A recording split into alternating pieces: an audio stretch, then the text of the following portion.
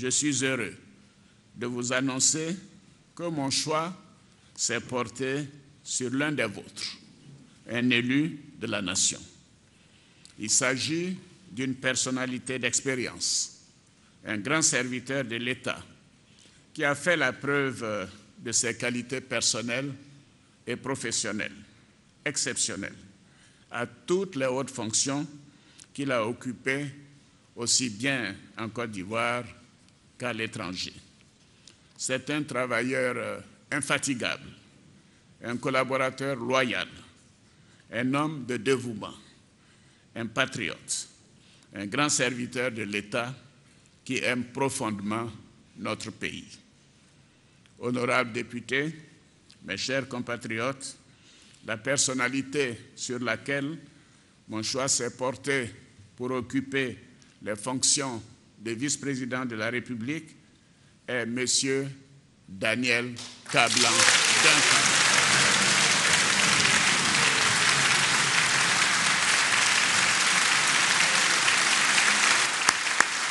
Je suis heureux et ému de la décision prise par le président de la République de bien vouloir me nommer à cette haute et prestigieuse fonction de vice-président de la République. Je dois dire que ces remerciements vont aussi à son aîné, le président Aimé Henri Konaté, avec lesquels il a toujours travaillé en synergie, en symbiose. Je voudrais dire aussi que lors de la remise de la démission hier, en tant que Premier ministre, mais aussi pour l'ensemble des membres du gouvernement, il a bien voulu renouveler sur l'appréciation du travail que nous avons fait. Et je voudrais donc à nouveau lui exprimer ma profonde gratitude et lui dire que nous sommes bien sûr à sa disposition pour travailler avec foi et ardeur dans la mise en œuvre de sa grande ambition de faire de la Côte d'Ivoire un pays émergent à l'horizon 2020. Communiqué de la présidence de la République.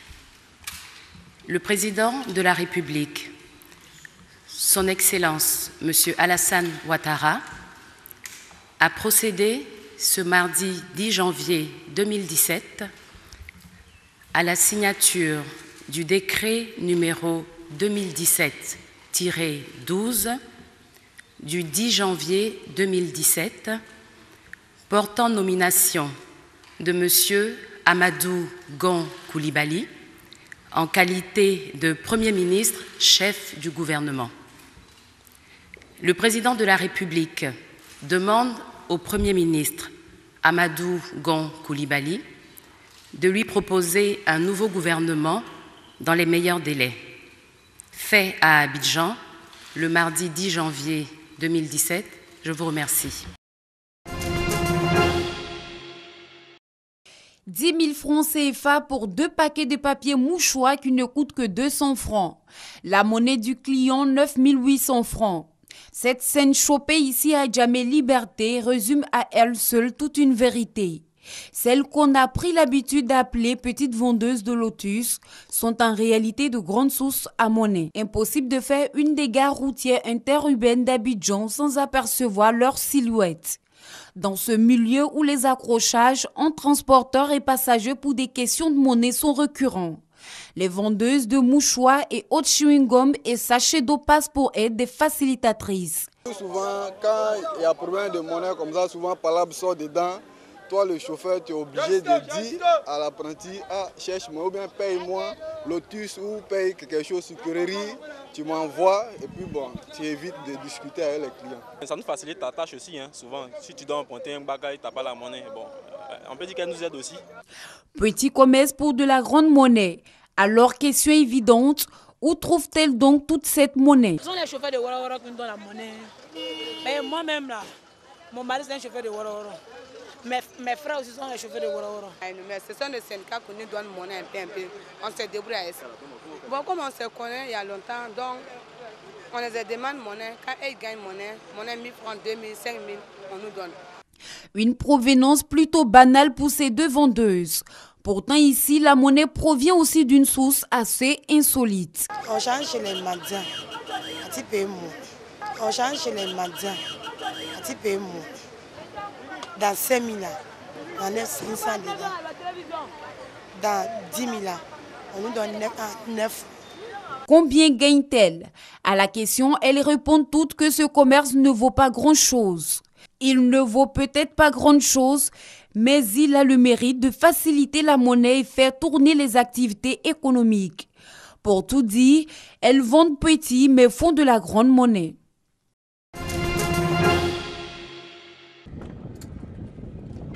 Dans cette boîte, un cœur qui bat, en route pour un long périple.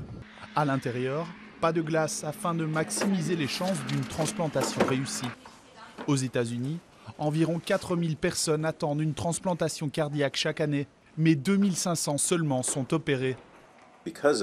À cause de cette disparité, nous avons encore environ 17% de patients inscrits sur une liste d'attente pour une transplantation cardiaque qui meurent dans l'attente d'un organe. Depuis des décennies, les cœurs des donneurs étaient transportés dans des glacières en plastique. À Seattle, elles ne servent plus que de relais en cas de besoin. Grâce à ce nouveau système, le cœur à transplanter, toujours gonflé de sang, continue de battre tout au long du transport.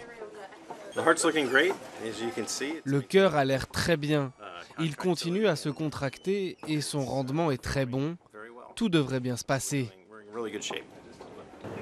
Sur le chemin du retour vers Seattle, le cœur est constamment surveillé. Le caisson a été testé sur des vols pouvant durer jusqu'à 11 heures. Dans le bloc opératoire, l'équipe chirurgicale l'arrête quelques minutes avant la transplantation. Avoir une pompe de transport qui préserve la fonction cardiaque nous permet de mieux choisir les cœurs pour les receveurs. Plus de cœurs donnés pourront également être implantés avec succès. Donc ça permettra d'améliorer notre efficacité et d'utiliser tous les organes qui sont donnés. Les artères et les veines du patient sont connectées au cœur transplanté. Le chirurgien peut désormais remettre le cœur en route. Une avancée suivie de près par les professionnels qui gèrent la logistique lors des transplantations. Je pense que c'est une excellente occasion d'améliorer la technologie qui permet de conserver des cœurs et d'autres organes. Ça aidera beaucoup les patients en attente d'organes dans le futur.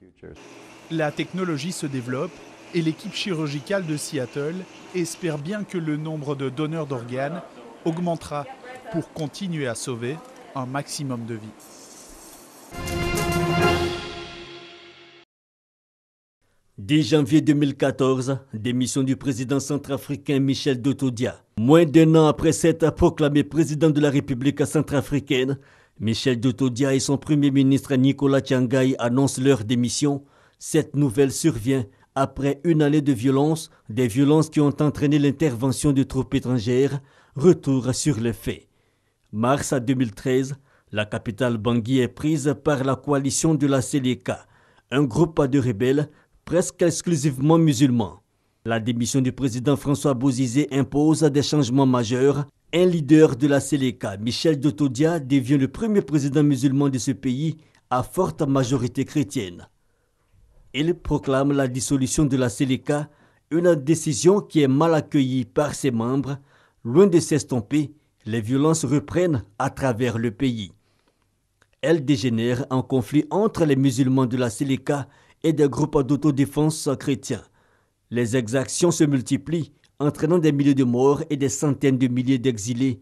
L'impuissance du gouvernement à calmer le jeu incite les Nations Unies à évoquer la possibilité d'un génocide. Le 5 décembre, les Nations Unies autorisent le déploiement de la mission internationale de soutien à la Centrafrique sous conduite africaine, la MISCA. Celle-ci reçoit l'appui des troupes françaises qui s'ajoutent à celles déjà présentes sur le territoire.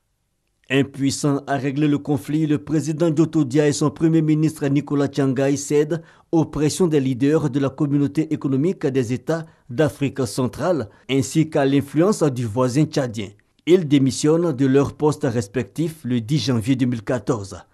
Après l'intérim d'Alexandre Ferdinand Gandé, le Conseil national de transition élit la mairesse de Bangui, Catherine Samba Panza, à la présidence. Celle-ci devient la première femme chef d'État de la République centrafricaine. Elle appelle au calme, mais la situation demeure tendue alors que les violences interreligieuses se poursuivent en dépit d'un apaisement marqué qui permet le retour de nombreux exilés.